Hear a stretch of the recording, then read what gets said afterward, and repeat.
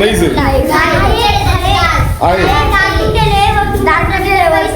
वा बाथरूमचं दार तुटलेलं आहे आणि पत्र पण नाहीये. तिथे सांडपाण्यासाठी पाणी आहे का? पाणी पण नाहीये. होतं ते बंद झालं.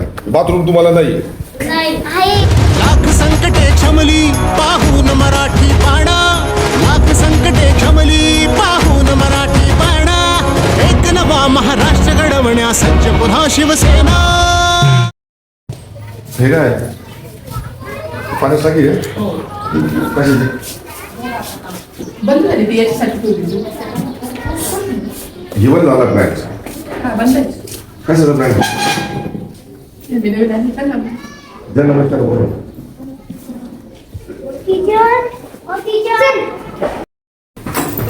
चालू आहे बंद आहे. बंद आहे. किती दिवसापासून? आता मी मला येऊन 1 वर्ष झाले. त्याच्या आधी चार दिवसापासून बंद आहे. हा, त्याच्या आधीपासून बंद आहे. आपण हे काढण्यासाठी कधी प्रयत्न नाही केला? सांगितलं नाही सांगितलं ना. विद्यार्थ्यांना बसायला अडचण होती ते तुम्ही सांगितलंच नाही शाळेत. बघू आता ही कोणतं होतं. बुक ना पकांना सांगितलं. एकूण वर्ग किती आहेत? सगळे 7वी पर्यंत शाळा आहे. 7वी पर्यंत खोल्या किती आहेत? 4 खोल्या आहे. म्हणजे एका खोलीमध्ये 2 वर्ग घेतात. तर तुमची शिक्षकांची काही चुकी नाही, प्रशासनाची चुकी. ते मागे मोठा. जेव्हा पत्राची अवस्था हो हा या दिलीची या ठिकाणी हा प्लॅन स्वच्छ जल के साथ स्वस्त भारत की सुरुवात म्हणजे शुद्ध पाणी देण्यासाठी या ठिकाणी हा प्लॅन्ट नगरपालिकेच्या शाळेनं या ठिकाणी तो बसवला. जागा किती व्याप्त केली बघा. या ठिकाणी पाण्याची टाकी. हे आमचे समाजसेवक दिनेशजी पवार यांनी आता नगरसेवक पदासाठी पण त्यांच्या पत्नीनं उमेदवारी केली. त्यांनी सांगितलं स्ट्रक्चरसाठी पेमेंट त्यांनी दिलं म्हणजे नगरपालिकेला सगळ्या इथल्या स्थानिक नागरिकांनी देणगी दिली पण तो प्लॅन्ट काय पुढे चालू नाही ठेवला. तो प्लॅन्ट बंद पडला. पण ही जागा किती व्यापली गेलेली बघा. तर या ठिकाणी टोटल 7 वर्ग आहेत आणि खोल्या फक्त 4 आहेत. शिक्षक फक्त 3 आहेत. आता मुख्याध्यापिका साहेब या ठिकाणी रजेवर आहेत. ज्या या वर्गावर ज्या टीचर आहेत तुमच्या टीचरचं नाव काय मुलांना?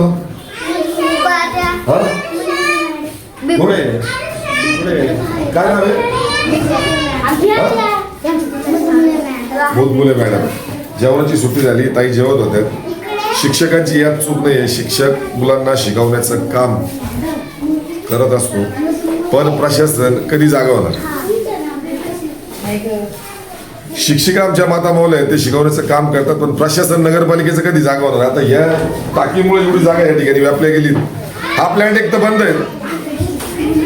सांगितल्याप्रमाणे वर्ग 7 खोल्या 4 शिक्षक 3. शिक्षक किती? 3 शिक्षक किती आहेत? शिक्षक किती शिक्षक किती ताई सर? आपली भाषा आहे 2 शिक्षक आहेत. 4 अच्छा वर्ग किती सगळे? 4 वर्ग. एकूण 1वी ते 7वी आहेत ना?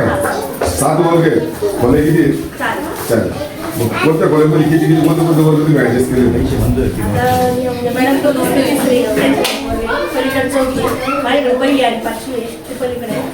शिक्षक आहे तुम्ही शिकवण्याचं काम करतात. तुम्हाला सॅल्यूट आहे सगळ्यांना. पण तुम्ही शासनाकडे याची दखल घ्या. तुम्ही सांगितलं नाही का हे प्लॅन काढून घ्या. इथे जागा व्यापली गेली तिथे तांत्रिक वर्ग कमी आहे. पैसे काही मंजूर आहेत का? किती मंजूर आहेत? मंजूर आहे ना. 3 वर्ष झाले. 31 लाख रुपये जरी मंजूर असला पण शाळेची अवस्था अशी काय का काम होत नाही? ज्यांनी निधी मंजूर केला तो का काम करत नाही? टेंडरवरून मागणी. हे जरी स्थानिक टेंडरवरून वाद असले आपसात वाद असले पण मुलांचं नुकसान आहे ना. तुम्हाला पाणी प्यायला मिळतं शाळेमध्ये? पाणी नाहीये शाळेत. पाणी नाही प्यायला.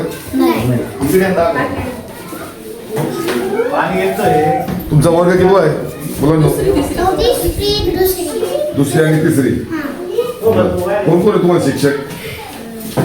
फुले ताई. अच्छा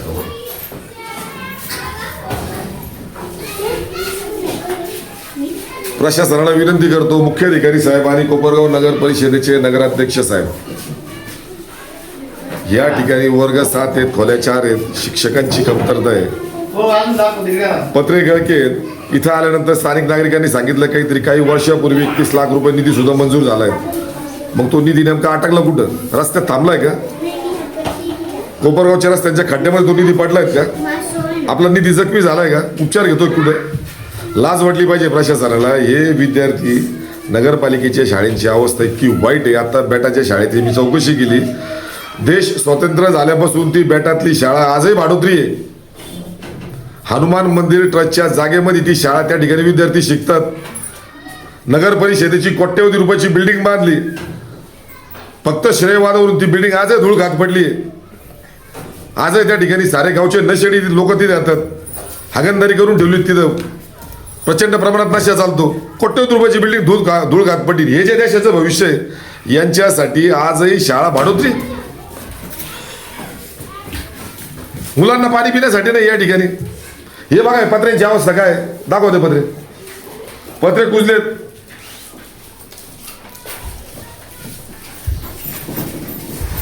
पाठी मग नेमतो.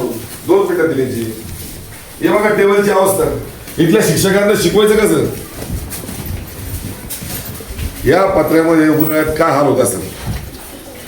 आज बऱ्याच ठिकाणी जर बघायला गेलं तर जिल्हा परिषदेच्या काही ग्रामीण भागामधल्या शाळा स्लॅबच्या आहेत. 2-2, 3-3 मजली आहेत. डिजिटल बोर्ड आहेत. विद्यार्थ्यांना टॅब देणार होते. अनेक गोष्टी आहेत.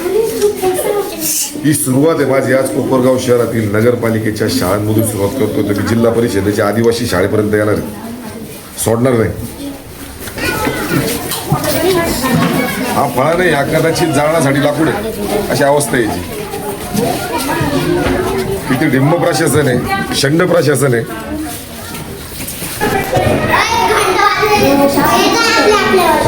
शाळेत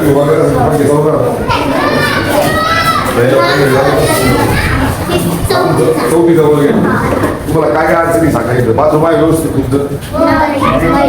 बाथरूम नाहीच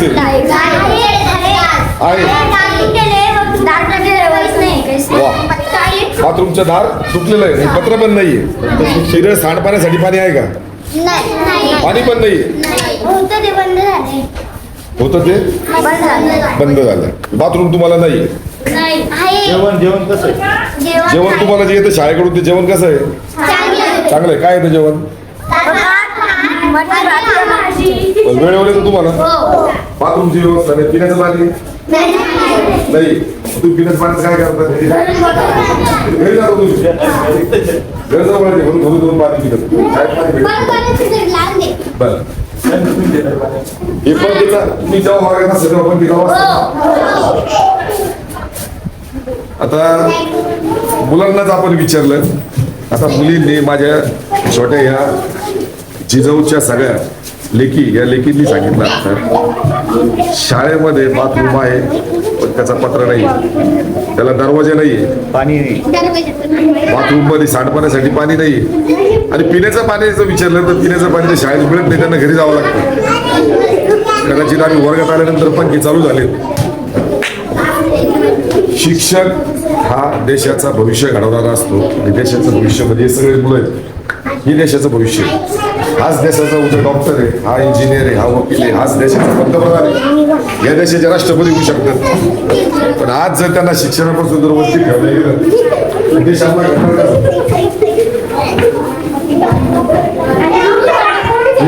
सगळे चित्रपटी केले.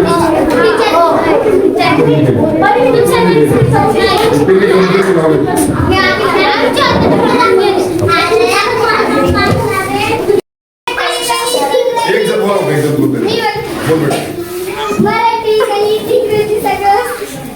तुम्हाला समजलं त्याच्यावर शिकवलं कोण शिकवलं तुम्हाला समजतं? मग शिक्षकांनी टाळ्या वाजवा पाहिजे. त्यांच्या मित्र त्यांनी खूप कष्ट घेतली शिकण्यासाठी.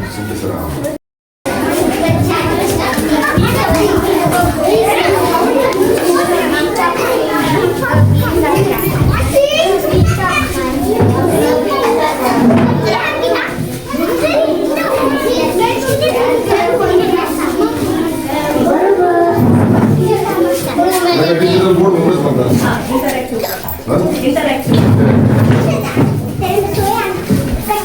हा इंटरॅक्टिव्ह बोर्ड इथे शिंदेताई आहेत. आता विद्यार्थ्यांशी मी बोललो, विद्यार्थ्यांना विचारलं तुम्हाला या इंटरॅक्टिव्ह बोर्ड आणि डिजिटल बोर्डवर शिकवलं जातं का? विद्यार्थ्यांनी हा सांगितलं. तुम्हाला समजतं का? हा सांगितलं. तुम्हाला कोण मॅडम शिकवतात? त्यांनी मॅडमकडे बोट केलं, मॅडमचं कौतुकही केलं. पण प्रशासनाने जर अद्ययावत अजून जर शाळा बनवल्या, आता माझ्या मते देश स्वातंत्र्य झाल्यापासून हा पत्राच या शाळेला स्लॅबचं का होत नाही? विद्यार्थ्यांना अद्ययावत शिक्षण का दिलं जात नाही? कारण आजही माध्यमिक शाळेमध्ये, नगरपालिकेच्या शाळेमध्ये शिकलेले विद्यार्थी आजही देशाच्या रोजच्या दैनंदिन कारभारात मोठ्या मोठ्या पदावर आहेत. आजपर्यंत झालेले बरेचसे मुख्यमंत्री असतील किंवा बरेचसे शास्त्रज्ञ असतील ते नगरपालिकेच्या शाळेत शिकले, पण त्यांना तशा सुविधा मिळाल्या पाहिजेत. त्यासाठी आजची आमची सुरुवात आहे पहिल्या व्हिडिओची.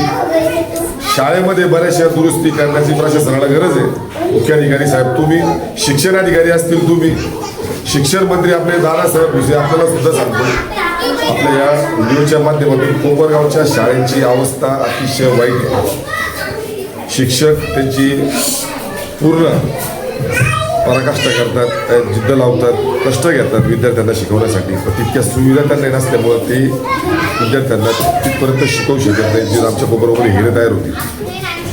हे उद्याचं भविष्य आहे. चला पुढच्या होतं. त्याला कडी पण दिलं, नाश्ता केलाय तुम्ही.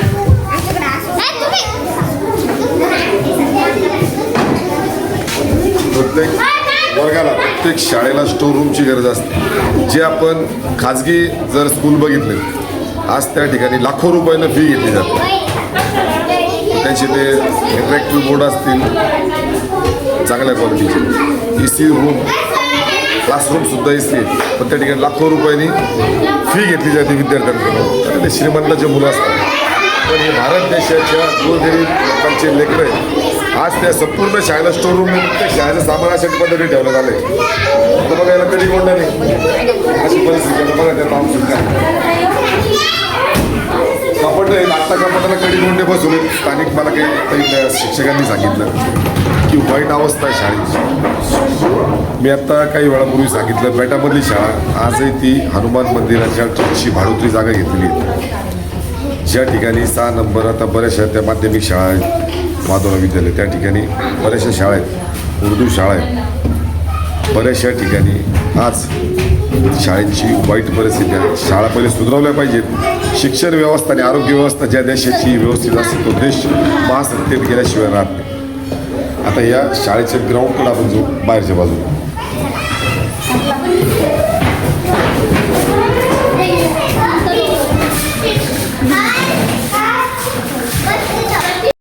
आमच्या नगरपालिकेच्या शाळेमधील आमचे शिक्षक खूप मेहनत घेत आहोत, पण त्यांना तशी सुविधा पाहिजे. खाली फरशी चांगली पाहिजे.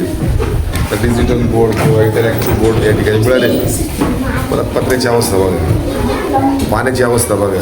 आज मी बाथरूमच्या बाबतीत या माझ्या जिजाऊच्या लेकींना विचारलं बाथरूमची काय अवस्था आहे. तर बाथरूमची अवस्था अशी आहे, बाथरूमला पत्रे नाहीत, बाथरूमच्या दरवाजा तुटलेला आहेत, सांडपाण्यासाठी पाणी नाही आहे, अशी अवस्था यांची आहे. देशाचं भविष्य घडत कसं? फक्त राजकारणात, फक्त कोपरगाव शहरामध्ये खड्ड्यांकडे बघितलं जाते, मोकट जनावरांकडे बघितलं जाते, पण ह्या मुलांना शिक्षणासाठी सुविधा का मिळत नाही? सुविधा मिळायला पाहिजे. ही बघा पत्र्याची अवस्था, सगळे गजले आहेत तिथं बघा.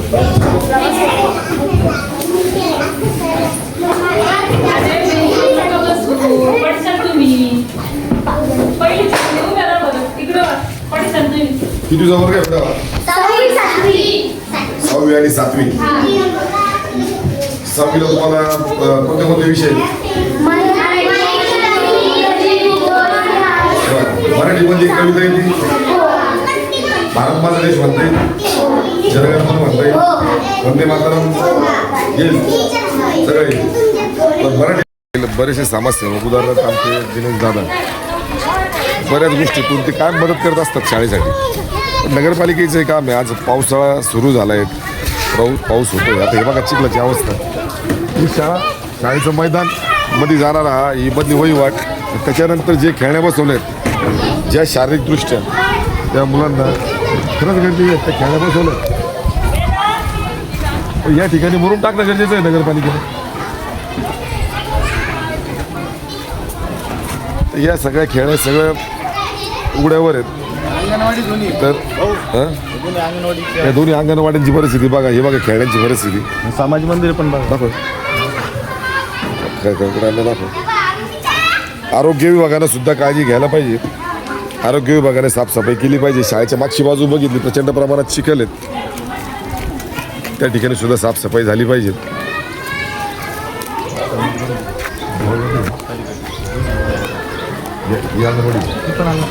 ही अंगणवाडी आहे नगरपालिकेची, हे समाज मंदिर आहे. समाज मंदिराची सुद्धा किती वाईट अवस्था आहे बघा. आता हे शाळेच्या परिसरात आहेत. आता हे बंद पडले, आता बघा तिथे दारूच्या बाटल्या पडल्यात, सिगरेटचे थुटकं पडलेले आहेत. या ठिकाणी नाशा पाणी चालतो, गांजा फुकतात आणि विद्यार्थी दिवसभर, लहान विद्यार्थी या ठिकाणी असतात. ह्या गोष्टीमुळे डास होतात आणि त्याच डासाचा प्रादुर्भाव जर बघितला तर मुलं आजारी पडतात. गरिबाचे लेकरं आहे तो. श्रीमंताचं लेकरू जर आजारी पडलं तर मोठ्या दवाखान्यात त्याला उपचार लगेच मिळू शकतो पैशानं.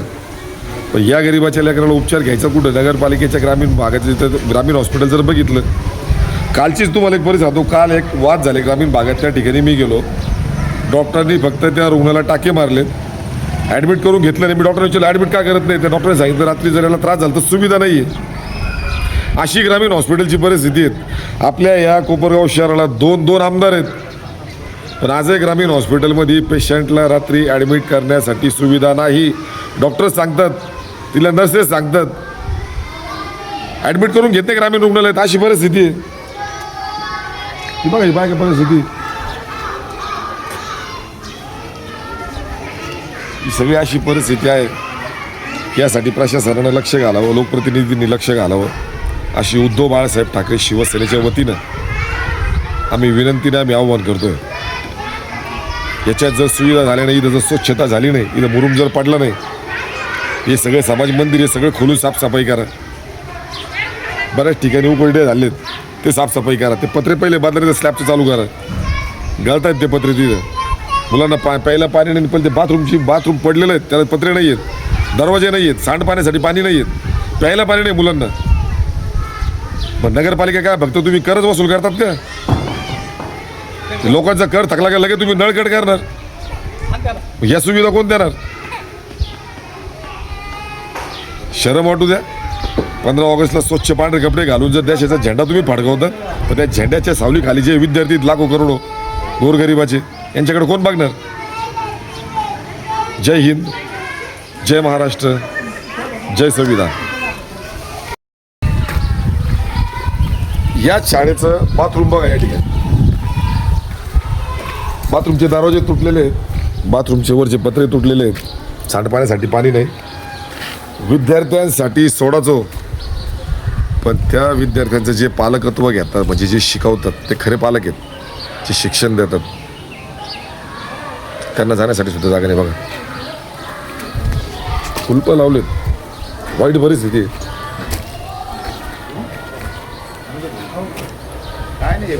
इतकी वाईट परिस्थिती आपल्या कोपरगाव नगरपालिकेच्या शाळांची आहे. कर वसुलीसाठी लोकांच्या घराला कुलपं लावले जातात, 5-5 वेळा फोन केले जातात, त्यांना मृत्यूच्या दाखल्यासाठी अडवलं जातं, जन्माच्या दाखल्यासाठी अडवलं जातं का तुमचा कर भरा. कर सक्तीनं भरून घेतात, मग सुविधा तुम्ही काय देता? तो एका घरपट्टीला जवळजवळ 500 शिक्षण कर आहे. एका घरपट्टीला जवळजवळ 500 रुपयाचा शिक्षण कर आहेत, वृक्ष कर आहेत, स्वच्छता कर घेतात, आरोग्य कर घेतात, सगळे एवढे कर घेतात. तुम्ही पण कोणती सुविधा आहेत? कोणते वृक्ष कर घेतात? तर तुम्ही कोपरगाव शहरात नगरपालिकेनं वृक्ष लावला, एक तरी फोटो आम्हाला दाखवा, सोशल मीडियावर व्हायरल करा. लगेच माफी मागायला येतो नगरपालिकेत. सगळे 10 वर्षाचं काढलं मी देतो तुम्हाला. हा नालायकपणा आहे. हा नालायकपणा उद्धव बाळासाहेब ठाकरे शिवसेनेच्या वतीनं खोडून काढण्यात येईल.